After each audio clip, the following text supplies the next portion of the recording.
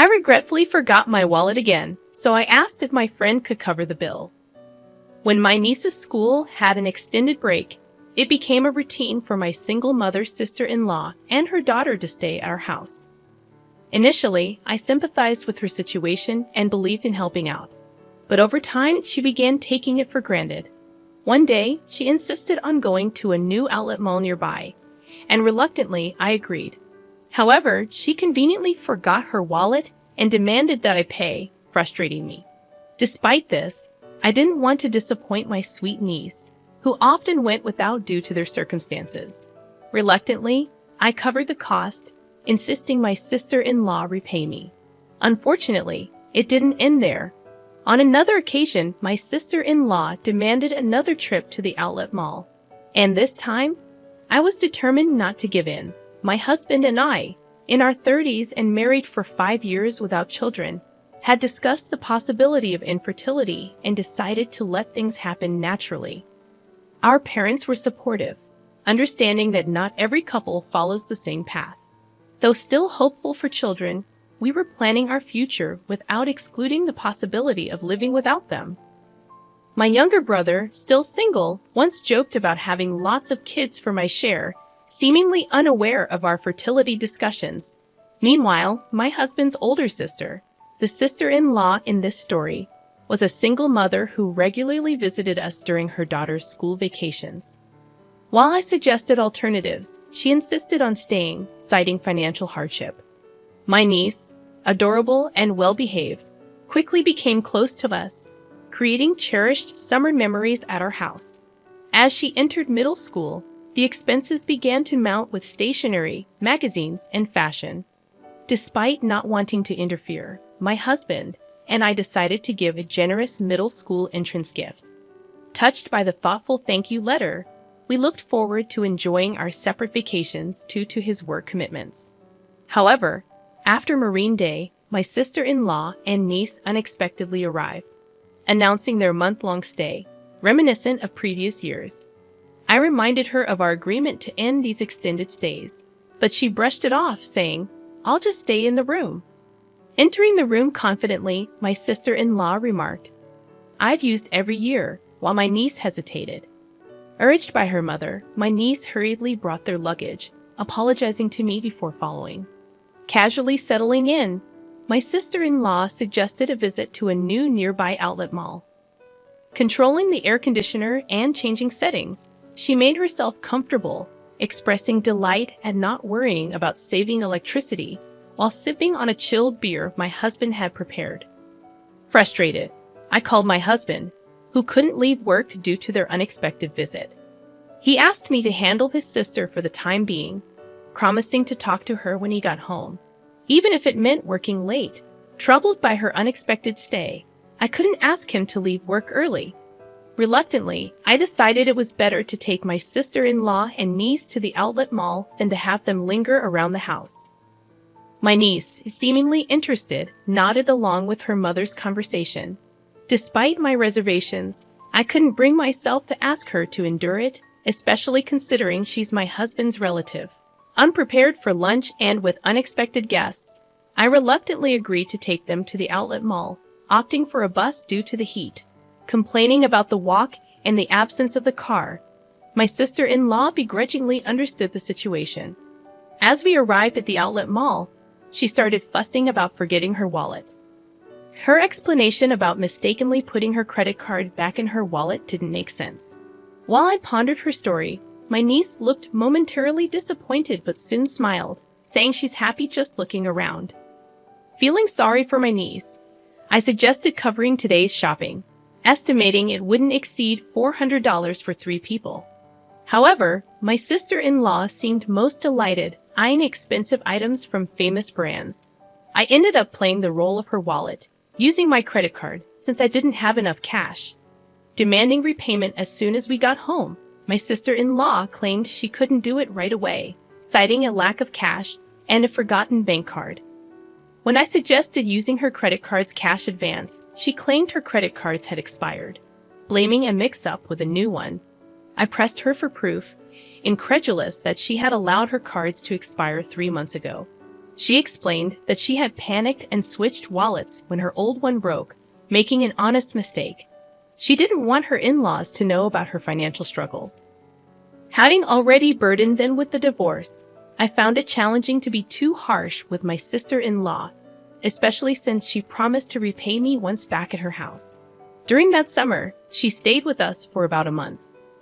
While my niece eagerly helped with housework and expressed interest in cooking, my sister-in-law assumed a more demanding mother-in-law-like role, questioning the delay in lunch and criticizing our approach to saving electricity.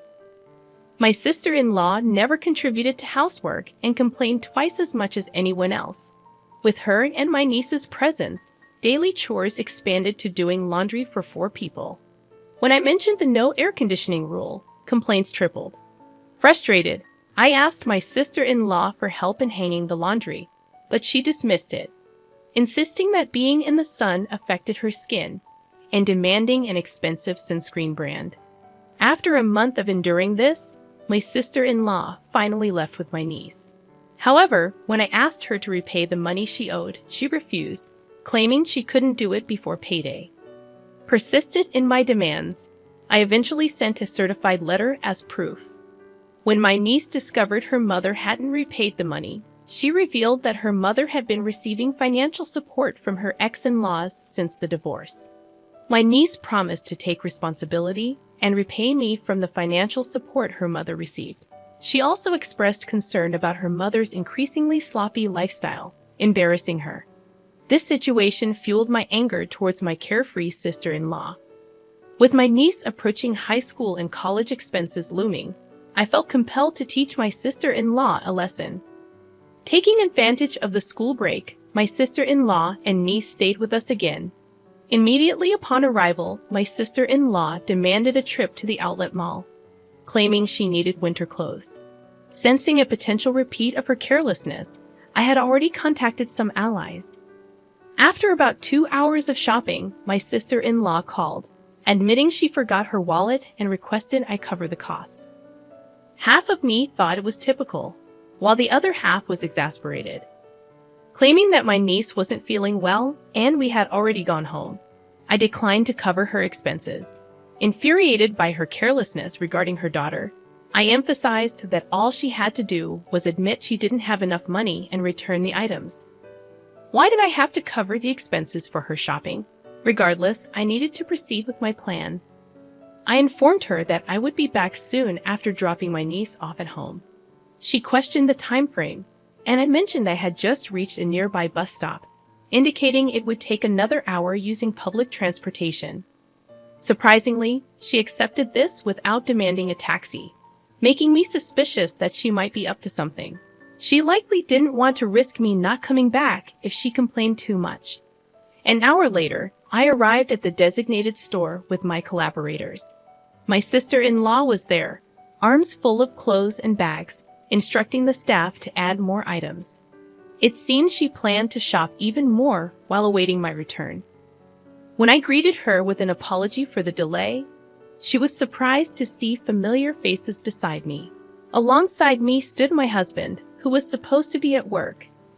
And then my father-in-law appeared, changing my sister-in-law's expression from surprise to confusion. She stammered, questioning why my husband was there. In truth, I had informed him about her failure to repay the money, and he was aware of everything that had transpired. He had agreed with my plan and was actually at home on a day off, hiding in the bedroom when my sister-in-law arrived. I had followed our plan and told her he was at work, and she believed me without checking. After hearing the story from my niece, my husband agreed that we should inform his parents. We reported everything, including her extended stay and refusal to repay the money. When I explained our plan for the day to my in-laws, they were furious, saying it was outrageous. After separating from my sister-in-law at the mall, I immediately contacted them. My husband had driven ahead and waited for us. My niece and I left my sister-in-law and went to the parking lot, where my husband was waiting to drive us to a hotel to meet my in-laws. They had planned to go on a short trip to a rural area. but they prioritized our situation over their trip and waited at the hotel. I felt bad that their plans were ruined, but they insisted on dealing with my sister-in-law's antics first. As planned, we left my niece with my mother-in-law at the hotel and returned to the outlet mall. When we confronted her, my sister-in-law furiously accused me of being cheeky for someone who was just a wallet to her. However, my husband and father-in-law took away all the clothes and bags she was holding. My husband retorted, "What are you doing? Don't return my clothes. They're not yours if you're not paying for them." My sister-in-law hesitated for a moment as my father-in-law returned the items to the store staff. My husband then dragged her out, and as he pulled her arm, she screamed, "It hurts. Let me go. Someone help, he's attacking me." Realizing she couldn't overpower him, she started accusing my husband of being a villain. My father-in-law, who had returned from explaining to the store, pulled out something from his jacket pocket. He was, in fact, a police officer. "I just happened to witness the incident," he explained, and everyone around us stopped listening to my sister-in-law's complaints. They pushed her into my husband's car parked in the lot. After reporting her actions to my in-laws, my father-in-law immediately checked her bank account. My niece knew where the passbook was, so they checked at my sister-in-law's house while she was away. The in-laws had been providing her with a monthly stipend, believing her claim of wanting to save the divorce settlement money for my niece's future. However, the entire amount was withdrawn on the day it was deposited, leaving a zero balance. The account in my niece's name, supposed to contain the divorce settlement, was almost empty because my sister-in-law didn't receive alimony due to her fault in the divorce. She also withdrew the child support from her ex-husband immediately after it was deposited. Furthermore, she confessed to not working, despite telling her parents she was. She spent her days leisurely using the support money and child support. The divorce settlement money she claimed to save for my niece was spent on her lifestyle. When it ran out, she planned to make me buy designer goods and sell them for cash. She even boasted about how well-known Target outlet items sold. My father-in-law hung his head in shame and apologized to us. Despite feeling sorry for my father-in-law, I showed them a video as evidence.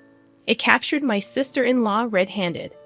Whenever she and her daughter stayed with us, my husband's and my belongings mysteriously disappeared. It was too coincidental to happen every time, and more items vanished with each visit. Without proof, I couldn't accuse her, but I kept an eye on her. After she didn't repay the money I had fronted, I couldn't watch her all the time, so I installed hidden cameras in our rooms. Multiple times during her stay, she seemed to be searching our room when I was out. Finally, she began to blatantly steal. Just before leaving, there were times when she had checked the location many times and would go straight to his destination and steal what she was looking for. With practiced skill, she knew exactly where to go, swiftly taking specific items like my jewelry and my husband's luxury watch. The cameras caught her in the act, even capturing her face as she didn't notice them. My father-in-law, a police officer, was visibly furious, saying it's shameful to have a criminal in the family. He was overwhelmed with anger and sadness. When confronted, my sister-in-law brazenly claimed she had already sold the stolen items. My father-in-law instructed us to file a police report and submit the video as evidence. However, we were hesitant about turning in our own family. It's not a crime among Ames, right? We don't count someone who exploits kindness and repays generosity with evil as family, my husband said as he started the car engine. My sister-in-law asked, "Where are you taking me?" My father-in-law answered, "To the police, obviously." She screamed as if it was the end of the world, begging us for mercy. She tried to destroy my phone, claiming it would erase the evidence, but I informed her it was just a copy, and the original was safe at home. She resigned to silence when she realized she had no escape. She pleaded, "I'll repay the money, just don't take me to the police." It's not just a matter of getting your money back. The stolen items had sentimental value. It wasn't just about the money. My jewelry I bought with my first salary, gifts from my husband, and heirlooms from my late grandmother. The same went for my husband's luxury watch. But we worried about what would happen to my niece if her mother became a criminal. We thought my in-laws would take care of her, but it would hurt her to know her mother was a thief. So, for my niece's sake, we proposed not to file a report if she kept her promise to repay us. My father-in-law agreed to ensure she kept this promise. She had to repay a set amount each month earned through her own labor. If she failed, we would immediately file a report. I told him that I had recorded the entire conversation as suggested by my father-in-law for evidence. My sister-in-law had no way to deny or forget what was said. She had no choice but to hang her head in the face of the reality that I don't know, I didn't say it, I forgot was no longer valid. Later, she was taken back to her parents' house by my father-in-law. We received an apology from my in-laws later. They admitted they had been too lenient due to their love for their granddaughter and their daughter's manipulations. They realized they had spoiled her too much and vowed to re-educate her strictly. My sister-in-law, who had always been pampered, thought it was her due.